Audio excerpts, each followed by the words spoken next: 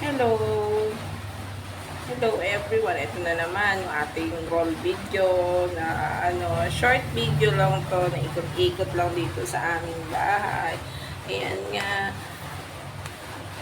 update sa mga ginagawa ko kahit hindi naman talaga dapat ipagsabi pa yung mga ginagawa. Siyempre bilang nanay, kailangan din natin na magligpit. Ayan o.